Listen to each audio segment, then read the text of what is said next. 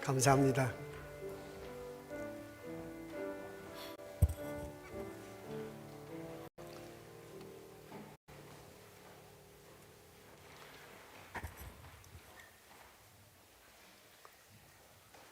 오늘 저희들 읽은 말씀은 골로새서 2장 6절부터 7절에 있는 말씀입니다. 제가 읽겠습니다.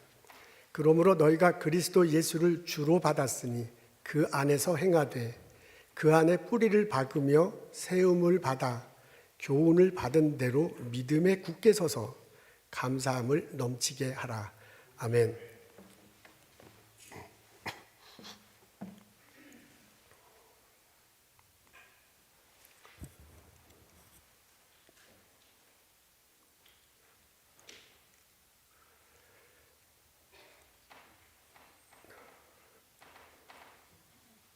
네.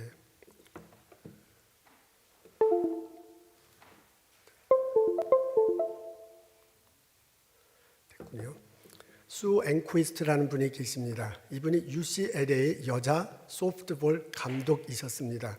이분이 감독할 때 그 UCLA 여자 소프트볼 팀이 NCAA에서 챔피언을 11번 먹었다고 합니다. NCAA 대학 스포츠 사상 전무후무한 성적입니다. 은퇴하시고 난 다음에는 리더십 트레이닝에서 리더십 강의에 대한 강연을 하면서 유명세를 떨치고 있습니다. 이분은 33%의 룰이 있다라고 그렇게 주장합니다. 자기가 평상시에 팀을 이끌거나 혹은 많은 사람들을 조직을 이끌어가면서 경험한 거래요. 33%니까 어떤 그룹이 있으면 단체 사람이 있으면 그 중에 3분의 1은 상당히 부정적이고 3분의 1은 상당히 긍정적이고 3분의 1은 왔다 갔다 한다고 합니다. 그래서 33%입니다. 이분의 주장에 의하면 이렇습니다. 누군가는 사람들이 몇 명 모여간에 그 중에 3분의 1은 상당히 부정적이래요. 그래서 생각과 행동을 부정적으로 합니다. 팀으로 말을 하자면 상대방을 보기도 전에 그냥 저 팀이랑 경기하면 우리는 질 거야 라고 그렇게 생각을 해요. 그래서 운동 시합을 제대로 하지도 않고 하다가 포기하는 그런 경향을 보이는 선수들이 있다고 합니다. 그런 선수들은 대체로 살아가면서도요, 만사를 부정적으로 생각하고 비판적으로 생각합니다. 그런 사람들은 환경의 영향을 잘 받습니다. 그 그룹의 3분의 1에 해당하는 사람들은 그 부정적이기도 하고 긍정적으로 하고 왔다 갔다 한다고 해요. 이제 소프트볼 게임을 하다 보면 그런 선수들은 이길 때는 막 엄청나게 잘해. 근데 팀이 좀 질 때는 더 자기 보통 실력보다 훨씬 더 못하대요. 그리고 좀 잘 안 되면 그냥 쉽게 포기한다고 합니다. 이런 사람은 좋을 때는 그냥 굉장히 기분이 좋고 이런 선수들의 실생활을 보면, 그리고 나쁠 때는 무척 부정적으로 합니다. 이게 환경에 봐서 왔다 갔다 합니다. 근데 그 나머지 3분의 1, 그 그룹에 있어서 33%에 해당하는 또 다른 그룹은 상당히 긍정적입니다. 긍정적으로 생각하고 행동을 하는 거예요. 팀이 막 지고 있더라도 이길 수 있다라고 자꾸 얘기를 하면서요, 선수들을 독려합니다. 그런 선수들이 막 앞장서서 이렇게 팀을 이끌어 가다 보면 지다가도 역전시키는 일이 상당히 많다고 해요. 그런 선수들은 그 운동 시합 외에 다른 데서도 보이면 이 사물을 바라보는 것이, 행동하는 것이 긍정적으로 된다고 합니다. 환경에 별로 영향을 받지 않고 오히려 환경에 영향을 준다는 거예요. 그러니까 이런 자기 경험담을 이야기하면서 33%의 룰이 있다. 근데 그 룰이 어떤 조직이든 다 해당된다. 스포츠팀뿐만 아니라 회사에도 그렇고 교회 공동체에도 이런 경향이 있다고 말합니다. 그러면서 그 조직이 활성화되기 위해서는 긍정적인 그 33%에 해당하는 사람, 그 사람들을 중심으로 하면서 어떻게 하든 팀을 이끌어 가다가 그 사람을 중심으로 해서 이 조직의 문화를 형성해야지 그 좋은 결과가 있다라는 거지요. 그리고 자기 그 강연에 참석하는 사람들에게 꼭 물어본대요. 당신은 이 세 가지 중에 어떤 타입의 사람입니까? 당신은 그 긍정의 33%에 해당하는 사람이 되어야 될 것이다 라고 권면한다고 합니다. 여러분 어떻습니까? 지금 이 수 인퀘스트 감독의 전임 감독의 말이 뭐 100%다 맞다라고 이렇게 말하기는 어렵지만 그래도 대략은 추측이 되죠. 어떤 사람은 상당히 부정적이에요. 근데 어떤 분은 상당히 긍정적이고 어떤 분은 둘 중 왔다 갔다 합니다. 여러분은 어떻습니까? 여러분은 어디에 해당합니까? 오늘 저희들은 골로새서에 있는 말씀 읽습니다. 바울이 골로새에게 쓴 편지의 일부분입니다. 6절과 7절에 이렇게 적혀져 있어요. 앞에 있습니다. 다 같이 읽겠습니다.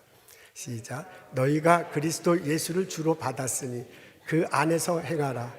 그 안에 뿌리를 박으며 세움을 입어 교훈을 받은 대로 감사함을 넘치게 하라. 바울이 골로새에 있는 교인들에게 말합니다. 너희가 그리스도 예수를 주로 받았다. 그러니까 바울에 의해서 골로새 교인들이 예수님을 소개받았네요. 십자가 다시고 부활하신 예수님을 믿습니다. 그걸 바울은 뭐라고 했냐면 주로 받았다. 예수님이 나의 주다라고 여기는 거죠. 주로 이렇게 받았으니 라고 그렇게 말하는군요. 그러면서 그 골로새 교인들에게 뭐라고 얘기하면 그 안에서 행하되 그 안에서 행하라 라고 권면하고 있습니다. 행한다 그러니까 행동을 그렇게 하는 거죠. 예수님 안에서 행동하는 거야. 예수님 안에서 일하는 그런 모습이 떠오릅니다. 영어 성경에 보면 NI에 보면 live your lives in him 이렇게 적혀져 있군요. 예수님 안에서 너의 삶을 살아라 라는 식으로 해석할 수 있습니다. 근데 흥미있는 건 히라보 원어예요. 히라보 원어에는 페리파테오라는 단어를 사용하는데 그 단어를 그냥 고지고대로 해석하면은 예수님과 함께 걸어간다라는 그런 뜻이 담겨 있답니다. 그냥 걸어가는 것이 아니라요. 예수님 주변을 막 이렇게 뱅뱅뱅 돌면서 적극적으로 예수님과 함께 걸어간다라는 의미가 담겨 있다고 합니다. 그러니까 우리 개역 개정판에 있는 것처럼 주님과 함께 살아라라고 받아들이는 것도 참 좋네요. NIV 영어 성경처럼 예수님과 함께 살아가십시오라고 이렇게 받아들이는 것도 좋네요. 근데 저는 그 히라보 원어를 고지고대로 해석한 것이 더 마음에 와닿습니다. 예수님과 함께 동행하는 건데요. 걸어가는 건데요. 그냥 걸어가는 게 아니라 상당히 그 주변을 막 뱅뱅 돌면서요. 어떻게 하면 예수님과 함께 걸어갈까 하면서 걸어가는 것이라고 합니다. 예수님을 믿으십시오. 그리고 예수님과 함께 동행하십시오. 바울이 골로새 교인들에게 권면합니다. 이렇게 권면하고 난 다음에 그것을 비유로 들어서 설명하고 있습니다. 오늘 6절, 7절에 보면 주요 동사가 4개 나옵니다. 하나는 받았다라는 거고요. 또 하나는 뿌리를 박는다. 그리고 또 하나는 세움을 입는다. 그리고 굳게 선다라는 그런 동사입니다. 이 4개의 동사가 이게 전체 문장을 구성하고 있군요. 여기에 뿌리를 박는다라는 표현이 나옵니다. 얼른 떠오르는 게 나무가 연상돼요. 그래서 그 단어를 중심으로 다른 4 단어도 연관시켜서 해석하면 그림이 잡혀집니다. 아주 조그만 묘목, 조그만 나무가 있어요. 그것을 가져다가 내 마당에다 이렇게 심는 거죠. 그러면 조그만 묘목이 뿌리를 이렇게 쫙 내려요. 그러면서 영양분과 수분을 빨아들이고 그 나무가 막 점점점 자랍니다. 세움을 입는다. 영어는 built up이라고 이렇게 되어 있거든요. 그러니까 나무가 그냥 똑바로 이렇게 펴가는 거죠. 그래서 가지가 펴지고요. 막 점점점 커집니다. 나중엔 굳게 선다. 우리 아람들이 큰 나무를 보면 딱 굳게 서 있는 것처럼 보이잖아요. 비바람이 몰아쳐도 그건 흔들리지 않습니다. 그런 그림이 잡혀. 그렇게 한참 지나고 나면 열매를 맺는 거지요. 큰 포도를 열매를 맺기도 하고 다른 감 이런 과일 열매도 맺기도 합니다. 그런 식의 그림이 연상됩니다. 바울이 예수님을 믿으십시오. 예수님과 함께 동행하십시오. 라고 그렇게 권면하면서요. 그것이 그냥 단순히 동행하는 전도가 아니라 믿음 안에서 이렇게 점점점점 내가 자라는 모습을 그려주고 있습니다. 그렇게 큰 나무 밑에 열매가 맺히겠죠. 그리고 그 열매를 딸 때는 당연히 감사하게 될 것입니다. 그래서 여러분 맨 밑단에 보면 감사함이 넘치게 될 것이다 라고 권면하고 있는 겁니다. 여러분 바울이 골로새 교인들에게 권면하는 건 아주 단순합니다. 예수 그리스도를 믿으십시오. 예수님과 함께 동행하십시오. 그때 여러분 삶 속에 감사함이 넘치게 될 것입니다. 이렇게 바울이 골로새 교인들에게 권면하고요. 그 감사가 어떤 열매가 있는지도 자세히 설명해 줍니다. 2가지가 이 구절 앞뒤에 2가지가 나오고 있습니다. 첫 번째 열매는 사랑의 열매입니다. 2절에 보면 이런 내용이 나와요. 예수님 안에서 사랑을 입는다. 예수님 안에서 사랑을 입어서 위로함을 받는다. 그 사랑이 넘쳐서 다른 사람에게도 전하게 되고 그 사랑하는 사람들이 연합할 수 있다라는 내용이 2절에 나옵니다. 예수님을 믿으면 예수님과 동행하면 느껴지는 게 있어요. 그게 뭐냐면 내가 사랑받는 존재라는 것입니다.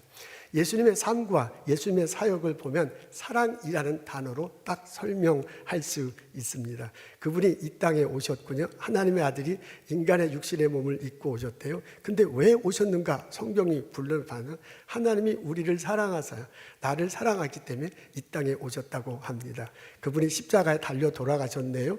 그리고 살아나시고요. 부활하시고 그 다음에 승천하셨습니다.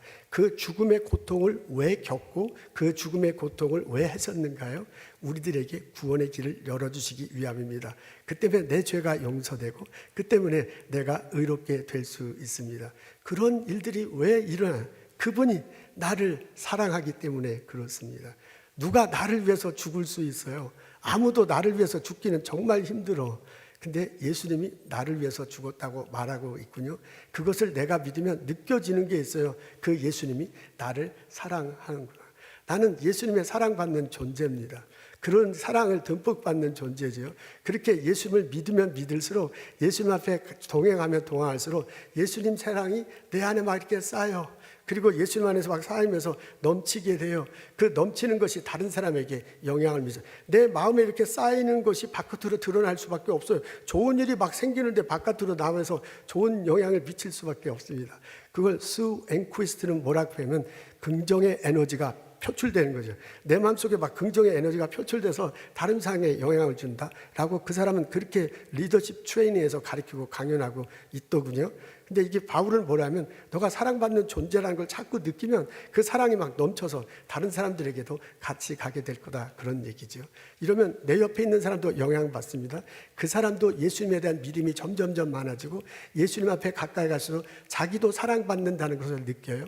그래서 예수 안에서 사랑받는 자들이 연합하게 될 것이다 라고 지금 바울이 알려주고 있습니다. 그런 사랑의 열매가 예수님과 동행하면 맺히게 될 것입니다.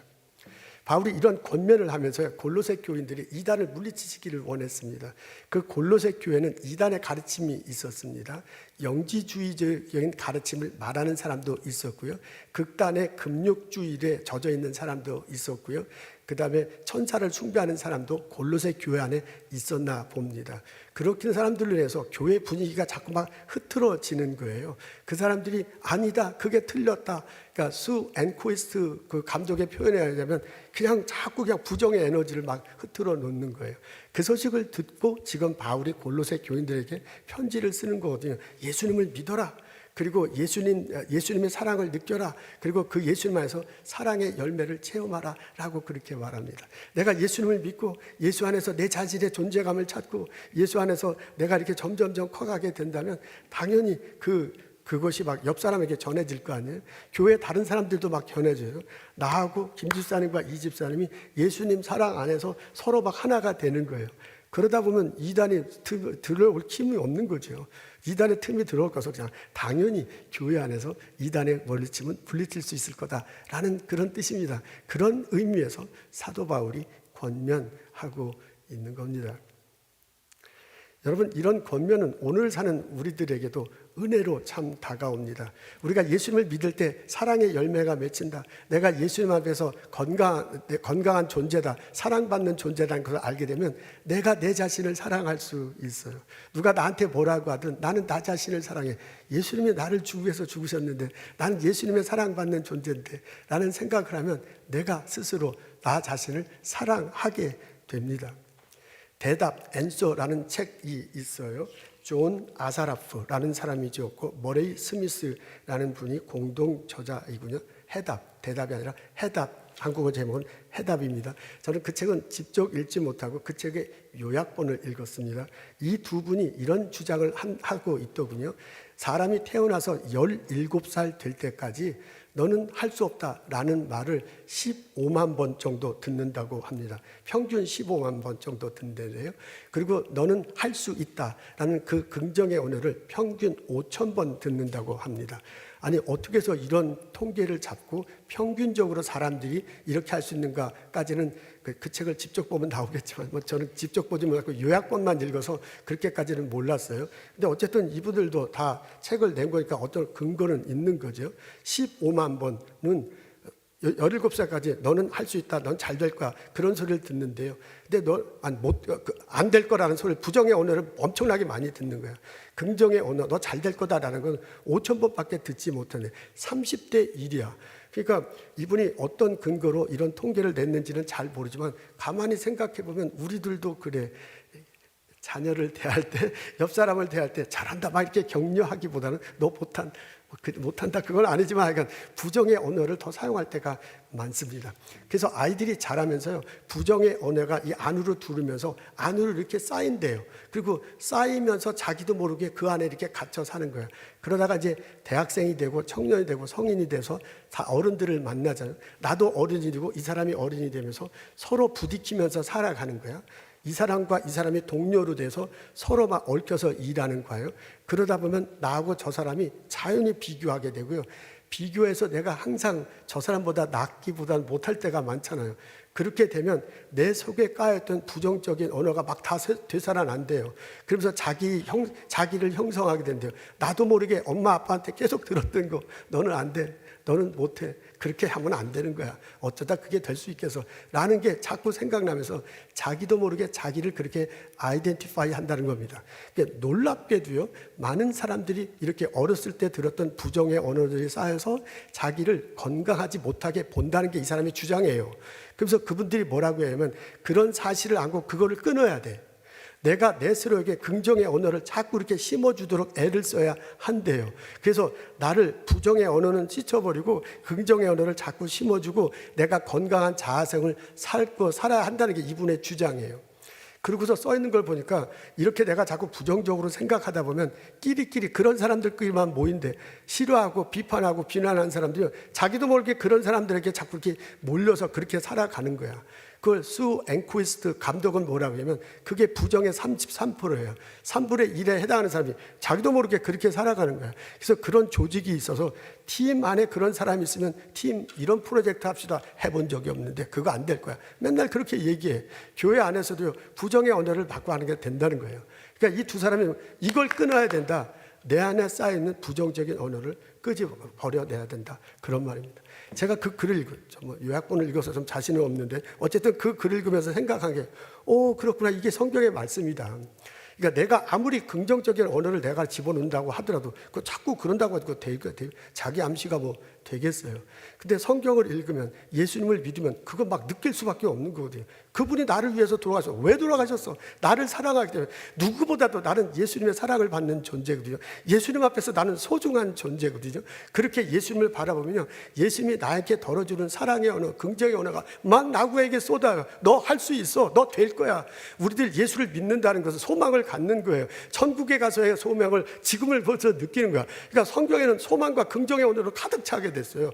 정말 내가 예수를 믿으면 예수님 안에서 내가 내 자신을 살아갈 수밖에 없어. 정말 내가 예수를 믿으면 그 사랑이 내게 쌓여가지고요, 그게 밖으로 막 넘쳐나는 거예요.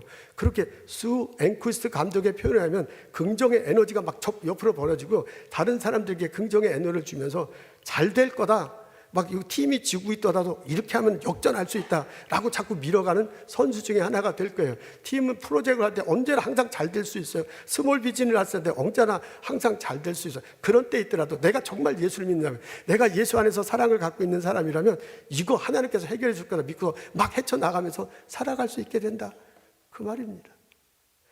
예수님을 믿으면, 예수님과 동행하면 사랑의 열매가 내 삶 속에 맺혀요.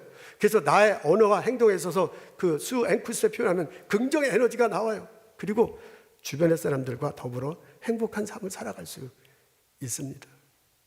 그런 일이 벌어지면 참 좋겠습니다. 사도 바울이 두 번째 열매를 맺습니다. 그게 지혜와 지식의 열매입니다. 3절에 보니까 그의 안에 지혜와 지식이 보화처럼 숨겨져 있다. 3절에 그렇게 적혀져 있군요. 예수님 안에 지혜와 지식이 있다고 합니다. 그것은 하나님으로부터 받은 겁니다. 하나님이 이 세상을 만드시고 주관하신다고 고백해. 그러니까 이 세상, 이 세계 모든 것들은 다 하나님 안에 있어. 그러니까 그 하나님 안에 있는 지혜와 지식을, 권능을 예수님한테 고스란히 준 거거든요.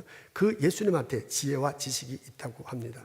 근데 그 지혜와 지식이 보화처럼 숨겨져 있대요. 숨겨져 있기 때문에 그것을 볼 수 있는 사람은 볼 수 있고 그 가치를 아는 사람은 알 수 있고 쓸 수 있는 사람은 쓰지만 숨겨져 있기 때문에 못 보는 사람은 못 보는 겁니다.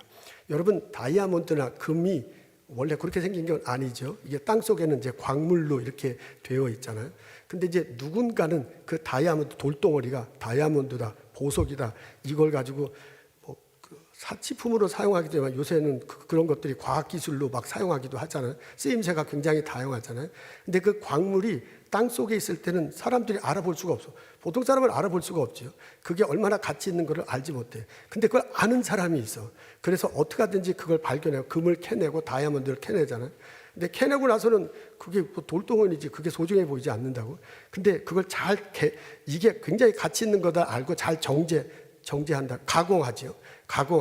그리고 그걸 사람들에게 나눠주고 팔고, 누군가는 그 다이아몬드를 가지고 연구도 하고 뭔가를 만들어내는 거야. 광물질 가지고 요새 과학기술을 많이 사용하잖아요. 꼭 사치품은 아니잖아요. 이런 일들이 벌어지는 거야. 근데 누군가는 그걸 알아. 그래서 땅속을 파고요. 누군가는 그 소용가치를 알고 그걸 활용하는 거야. 근데 땅속에 묻혀져 있기 때문에, 숨겨져 있기 때문에 다른 사람은 몰라. 그것과 똑같아요. 예수 안에는 지혜와 지식이 있대. 이 세상의 모든 것들이 담겨져 있는데 그게 숨겨져 있다는 거예요. 그래서 그 가치를 아는 사람은 그걸 발견하려고 하고요. 그 가치를 어떻게 하든 아는 사람은 활용해서 풀어서 일상생활에 쓰려고 하는 거예요. 예수 안에 있는 지혜와 지식을 그렇게 써서 내 삶 속에 그 열매가 점점점 마치고 이 땅에 공헌하며 사는 거라, 그 말입니다. 누가 그렇게 할 수 있느냐? 바울의 표현은 예수님을 믿는 사람이에요. 예수님 안에서 예수님과 적극적으로 같이 동행하면서 살아가는 사람, 그런 사람들에게 이 지혜와 지식의 열매가 맺힌다고 합니다. 요하네스 케플러라는 사람이 있습니다. 1571년 12월 27일 독일의 작은 마을 바일데어 슈타트에서 태어났습니다. 이분이 미숙아로 태어났대요. 그래서 어렸을 때부터 무척 많이 아팠다고 합니다. 성경 읽기를 좋아한 요하네스 케플러, 성경 읽기를 아주 좋아했네요. 그리고 하나님께 예배하는 것을 좋아했습니다. 네, 그러면서도 수학과 철학을 굉장히 좋아했다고 그러고요. 밤하늘의 별을 보는 것을 아주 좋아했대요. 밤에 나가서 하늘의 별을 보는 것이 너무너무 행복했대요. 그렇게 어린 시절을 보냈습니다.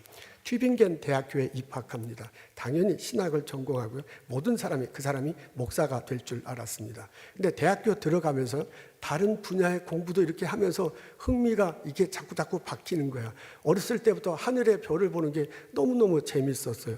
그리고 다른 분야에 이렇게 공부도 이렇게 곁들이며 하면서 와, 이게 하나님께서 창조하셨다는데 이 창조가 얼마나 아름다운가. 하늘의 별들이 어떻게 저렇게 질서 있게 돌아가는가. 그 질서 안에 어떻게 아름다운 조화가 있는가. 성경을 읽으면서도 자꾸 하늘만 바라보게 되는 거예요. 그러다가 나는 목사가 되기보다는 천문학자가 되는 것이 어떨까라고 이렇게 고민하다가요, 목사의 뜻을 적고 천문학자가 됩니다. 이분이 대학교를 졸업하고 난 다음에 당대 최고의 천문학자 티코 브라헤를 찾아갔어요. 그때 당시에는 만원경이 없었답니다. 그냥 맨눈으로 밤하늘의 별을 보고 그 별의 움직임을 보고 연구하던 그런 시절이었어요. 근데 놀랍게도 이 티코 브라헤가요, 맨눈으로 밤하늘의 별을 보고 별의 움직임을 그리고 자기가 다 기록해 놓은 거야. 근데 당대 천문학자 중에서 가장 많은 데이터를, 그 행성의 움직임의 그 데이터를 갖고 있었습니다. 근데 불행스럽게도 요하네스 케플러는 눈이 아주 나빴다고 그래요. 어렸을 때 미숙아로 태어났고 잘 먹지 못하고 병출하다 보니까 몸이 약할 뿐만 아니라 눈도 약한 거예요. 그래서 밤하늘의 별은 보이는데 이게 별이 움직이는 건 사실 잘 못 보는 거예요. 망원경도 없는 그 시절에 그렇게 천문학자가 되는 것은 치명적인 약점이었습니다. 그래서 이분이 더 튀코 브레를 찾아갔는데 왜 그랬냐면 그 사람이 그 튀코 브레 선생님이 방대한 자료를 갖고 있기 때문에 그래요. 근데 자기는 엄청나게 수학을 잘하니까 그 방대한 자료를 수학으로 풀어서 우주의 신비를 증명할 수 있지 않을까라는 생각을 갖고 튀코 브레를 찾아갔대요. 갔더니 제자로 받아들여줬어. 받아들여주기는 했는데 이 사람을 완전히 그냥 잘 안 돼 했어요. 예를 들면 다른 사람 다 있는데 얘는 촌뜨기다, 뭐 독일 촌구석에서 태어나서 뭐 이런 식으로 그 제자를 놀리기도 하고요. 사실 그 튀코 브레를 찾아간 거는 자료를, 그분이 해놓은 방대한 자료를 보기를 원해서 그런데 그걸 안 보여주는 거야. 안 보여주면서 자꾸 엉뚱한 일만 시키고 다른 너가 갖고 있는 수학적 재능으로 다른 상대방 천문학자 흉보도록 논문을 쓰도록 막 이렇게 하는 거예요. 그래서 이 튀코 브레하고 요하네스 케플러가 계속 싸웠대요. 선생과 제자가 싸우고 나 안 한다 그러고 고향으로 돌아가고 그러다가 다시 오곤 했다고 합니다. 나중에 이분이 이제 선생님께서 돌아가셔갈 때 됐어요. 그래서 회개를 하고서 내가 가지고 있는 모든 자료를 그 요하네스 케플러에게 준다라고 유언을 남겼다고 합니다. 그 선생님이 돌아가시고 나서 알아보니까 왜 그렇게 그 제자를 박대했는가, 뭐 개차반 취급을 했다고 그런 식이던데요. 그 이유가 시기해서 그랬다는. 자기는 수학을 잘 못하는데 이 제자가 엄청나게 수학을 잘하니까 그것 때문에 그냥 그 시기를 한 거예요. 그래서 자기가 갖고 있는 자료를 주지 않고 그렇게 개차반 취급을 했다고 합니다. 요하네스 케플러가 이제 자기는 하늘을 잘 못 보니까 선생님이 갖고 있는 방대한 재료를 가지고요 수학으로 풀기 시작했습니다. 어떻게 수학으로 푸는지는 저는 잘 모르겠더라고요. 하니까 그렇게 써 있어요. 그래서 몇 날 며칠 밤새 몇 년을 걸려서 수학을 과제하면서 그 우주의 신비 그걸 밝혀내기 시작합니다. 그래서 케플러의 제1법칙, 여러분 우리 중학교 고등학교 때도 이제 요하네스 케플러고요. 이 사람이 그 태양을 중심으로 모든 행성이 타원형으로 돈다라고 그렇게 주장하기 시작합니다. 그 전까지는 많은 사람이 지구를 중심으로 별들이 동그랗게 돈다라고 그렇게 믿었대요. 그리고 소수의 사람이 태양을 중심으로 동그랗게 돈다라고 그렇게 알고 있었대요. 근데 이제 케플러가 아니다. 태양을 중심으로 모든 행성이 타원형, 풋볼처럼 이게 타원형으로 돈다라고 주장하기 시작합니다. 이게 이제 선생님이 눈으로 관찰한 그 방대한 자료를 자기가 수학으로 계산하면서 증명해내기 시작한 거예요. 그러면서 이제 학계에 발표하니까 천문학계가 이제 발칵 뒤집힌 거죠. 이런 일이 다 있는가. 그래서 뭐 고등학교 때 배웠던 것 같아요. 잘 이해는 못하지만 케플러의 제1법칙, 제2법칙, 제3법칙 이런 걸 내놓으면서 이제 사람들을 이제 발칵 뒤집어 놓습니다. 이러면서 선생님이 갖고 해놨던 방대한 자료를 자기가 수학으로 풀어내면서요 과학계에 많은 여러 가지 증명을 했다고 합니다. 그래서 그의 발견은 뉴턴의 만류 인력 법칙으로 이어졌고요. 현대 천문학과 물리학의 기초가 되었다고 합니다. 이 요하네스 케플러가 근대 천문학자의 아버지다라는 그런 소리를 듣는다고 하네요. 이 사람은 연구를 할 때 반드시 기도했대요. 기도하면서 연구하고 연구하면서 기도했다고 합니다. 그에 져서 우주의 신비와 우주의 조화에서 이렇게 고백합니다. 나는 하나님을 생각하며 계산한다. 우주는 하나님의 예술 작품이며 나는 그 작품의 수학적 구조를 해석하는 해설자일 뿐이다. 그래서 기도하며 연구했기 때문에요. 그러니까 결국 선생님의 데이터를 가지고 자기가 수학적으로 풀어서 뭔가 발견을 하면 이건 하나님의 선물이다. 이 우주에 담겨 있는 하나님의 질서를 나에게 알려준 거다. 그렇게 여겼대요. 그러면서 하나님의 선물이다라고 생각하면서 고백했다고 합니다. 이게 제가 이 사람의 전기를 읽으면서요. 이게 사도 바울이 말하는 게 바로 이거야. 예수 안에 지식과 지혜가 그게 보화처럼 숨겨져 있다고 그랬는데 이 사람은 그걸 발견한 거예요. 기도하면서 예수님 안에 있는 지혜와 지식을 발견하고 그걸 수학으로 풀겨고 사람들에게 나누면서 인류 발전에 공헌한 것입니다. 여러분, 이런 일들이 우리 교회 안에서도 일어나면 얼마나 좋겠습니까? 내가 예수님 안에 분명히 섰을 때 제가 하나를 빼먹었네요. 아까 좀 이상하다 그래서 참 이렇게 정신이 없어요. 그러니까 이제 그 보아와 지혜와 지식을 받은, 처음에 이걸 쓴 이유는 골로새 교회 안에 이단들이 있기 때문에 그랬어요. 그래서 예수님 안에서 지혜와 지식을 발견하고 그것이 똑바로 서면 이단의 가르침이 틀리다는 것을 알게 될 거다. 그래서 이제 사도 바울이 쓴 거거든요. 그래서 너희들이 예수님 안에서 지혜와 지혜를 발견하고 이단들의 가르침을 물리쳐라. 그리고 하나가 동등하게 되라. 라는 뜻에서 골로새 교회를 쓴 거예요. 이거를. 근데 이제 그것이 우리들에게 적용할 때 볼 때는 신앙, 이것도 예수님을 믿고 예수님을 똑바로 지혜와 지식을 알게 되면 내가 신앙생활을 똑바로 할 수 있습니다. 내가 믿는 예수님이 무엇인지, 그 예수님과 동행하면서 살아갈 때 어떻게 올바르게 살아갈 수 있는지를 배울 수 있는 거예요. 이단의 가르침을 물리칠 수 있습니다. 그뿐만 아닙니다. 내가 예수님 안에서 지혜와 지식을 바랄 때 내 삶의 의미를 알 수 있어요. 이 세상에 하나님께서 지으셨대. 이 세상에 하나님께서 다 운행하신대. 그 하나님에 있는 지혜와 지식을 내가 발견하고 살면 내 삶에 얼마나 의미가 있겠어요. 나는 예수님의 사랑받는 존재고, 나는 나로서 상당히 내 사실 존중할 명이고, 내가 이 땅에 공헌할 수 있으면 살아갈 수 있는 거예요. 그래서 그 의미를 발견하고 살아갈 수 있습니다. 그뿐만 아니라 내가 예수님 안에서 좋아하면 내 일터에, 내 비즈니스에, 내 연구에, 내가 학교 갈 때 놀라운 일들이 벌어진다. 그거입니다. 요하네스 케플러가 그걸 분명히 믿었을 거예요. 그리고 분명히 믿고 내가 연구할 때마다 기도한 이유가 뭐예요? 우주 만물 속에 담겨져 있는 하나님의 그 지혜수를 내가 알게 해주십시오. 그걸 수학으로 풀어가지고 다른 사람 이 땅에 공헌하면서 살게 해주십시오. 그게 요하네스 케플러가 기도하면서. 그렇다면 우리들에게도 왜 그런 일이 안 벌어지겠습니까? 내가 연구할 때요, 엔지니어에서 회사에서 일을 할 때요, 내가 가정에서 일을 할 때 하나님께서 이 세상을 나의 삶을 다 주관하는 거거든요. 그 하나님 안에 예수님의 지혜와 지식이 있는 거예요. 그것을 발견할 때 내가 올바로 살 수 있고, 그것을 발견할 때 내가 의미 있게 살 수 있고, 그것을 발견할 때 내 연구에 놀라운 결과들이 있는 거예요. 그렇게 상교할 때, 엔지니어에서 내가 살아갈 때 무언가 결실이 있는 거예요. 그 속에 내가 스몰 비즈니스를 별개한 거, 하나님이 나를 뜻이에요. 스몰 비즈니스는 안 돼도 하나님은 나 사랑하세요. 하나님은 내게 열개한 그 스몰 비즈니스 통해서 누군가가 내게 바친 열매를 이웃 사람들에게 나눠주시기를 원하세요. 그게 하나님이 나를 부르신 거고, 그것에서 나를 스몰 비즈니스를 열게 하신 거예요. 이게 얼마나 감사합니까? 이게 얼마나 감사해요. 이런 깨달음이 우리 성령교회 교우들에게 있으면 참 좋겠습니다. 사도 바울이 얘기하네요. 감사함이 넘치게 하라. 감사하라가 아니에요.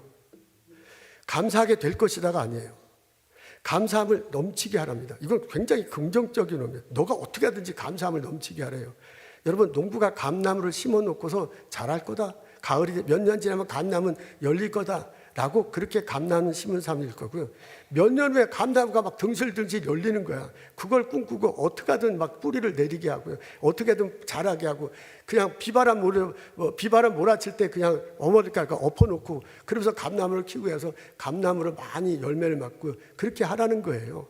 감사함을 넘치게 하래요. 여러분, 감사함을 넘치게 하려면 어떻게 하겠어요? 예수님 안에서 적극적으로 예수님과 동행하면서 살아가야 돼요. 어떻게 하면 그렇게 적극적으로 예수님과 동행하면 예수님을 굳게 믿는 거예요. 여러분, 골로새서 2장 6절과 7절을 보면 이게 한 문장으로 되어 있거든요.